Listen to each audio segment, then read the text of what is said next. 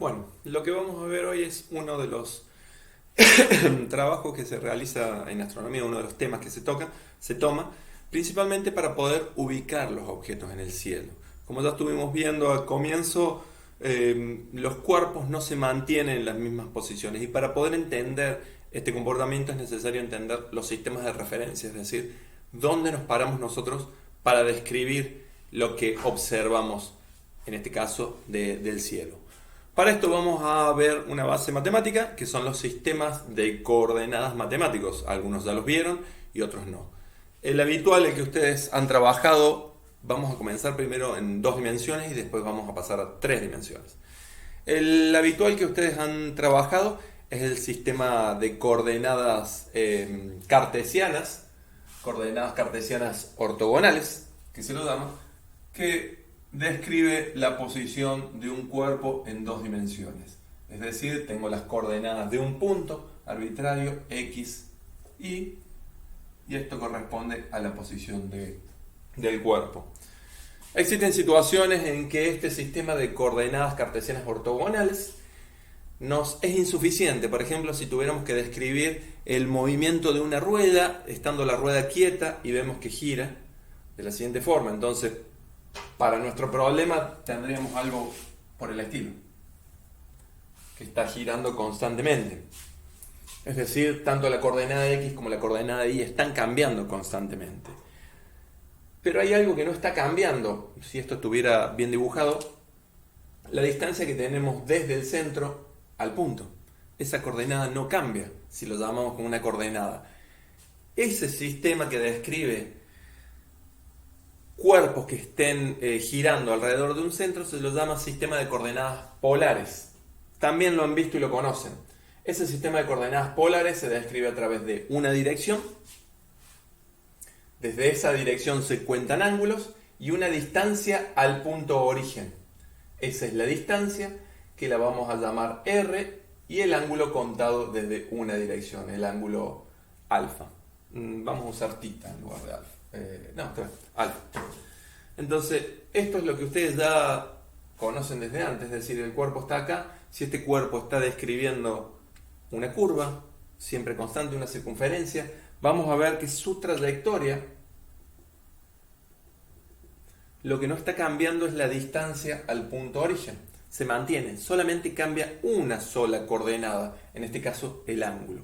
Y por ejemplo, si tuviéramos que el cuerpo está realizando no este tipo de movimiento, sino un movimiento en una línea recta, ahí en este caso, en este sistema de coordenadas polares, y estos son coordenadas cartesianas ortogonales, en este sistema de coordenadas polares cambiaría solamente la distancia al origen y no el ángulo, mientras que si nosotros los describimos en este sistema, acá estarían cambiando, por ejemplo, este sería el cuerpo, estaría cambiando tanto la coordenada X como Y, ambas a la vez. Esta es una forma de hacer una descripción de un problema a través de una buena elección de un sistema de coordenadas que simplifique la cantidad de coordenadas que varíen en el proceso. Estos dos tienen una relación y ustedes la conocen. Ya la hemos visto en el año pasado.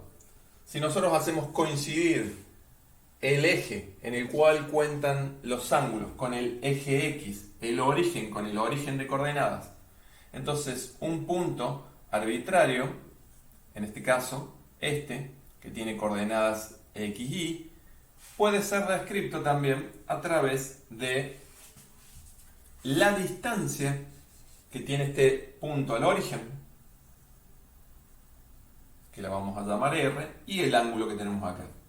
Esto es simplemente lo que hemos utilizado el año pasado para descomponer los vectores. Es decir, si nosotros quisiéramos las coordenadas de este punto puede tener dos tipos de coordenadas dependiendo del sistema de referencia que se utilice. Coordenadas cartesianas o, de manera equivalente, coordenadas polares. Ambas son equivalentes. Y existe una forma de pasar de una a otras, como ya hemos visto el año pasado. Se los voy a recordar.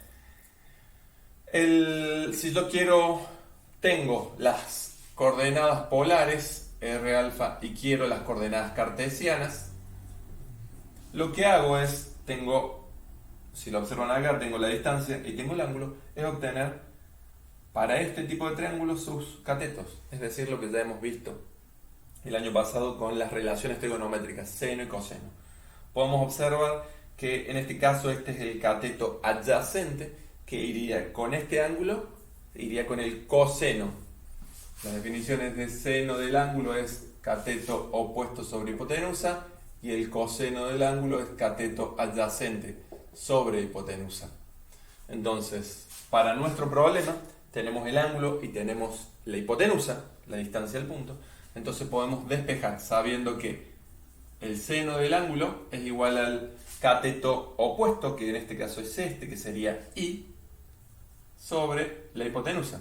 Pasamos, es decir, la distancia al origen. Pasamos del otro lado, multiplicando la distancia y nos queda R por seno de alfa. Hacemos lo mismo con el coseno. Es el cateto opuesto, el cateto adyacente, perdón, es este lado, que sería correspondiente a X dividido la hipotenusa, que es la distancia. La pasamos multiplicando, que está dividiendo, y obtenemos R coseno de alfa. Esta es la transformación cuando vamos de polares a cartesianas. La transformación inversa a este sistema es equivalente. Es decir, tenemos las coordenadas cartesianas y queremos las coordenadas polares. R alfa. Si observan, volvemos a trabajar con el mismo triángulo rectángulo, es decir que ahora tenemos esto y esto, los dos catetos de un triángulo rectángulo. La forma de calcular la hipotenusa o la distancia al origen es a través de Pitágoras. Pitágoras nos dice que la hipotenusa al cuadrado es la suma cuadrada de los catetos. Es decir que r cuadrado es igual a x al cuadrado más y al cuadrado. Si tomamos la raíz, tenemos que r es igual a la raíz cuadrada de la suma de los cuadrados. El ángulo que tenemos acá está relacionado con los catetos también. En particular, si tenemos la tangente del ángulo, es igual al cateto opuesto sobre cateto adyacente. En este caso el cateto opuesto es y, el cateto adyacente es x, como ya hemos visto. Entonces la tangente de alfa es y sobre x, cateto opuesto sobre adyacente, con lo cual nos queda que alfa es la arcotangente de y sobre x. Y esta es la transformación desde coordenadas cartesianas ortogonales a coordenadas polares.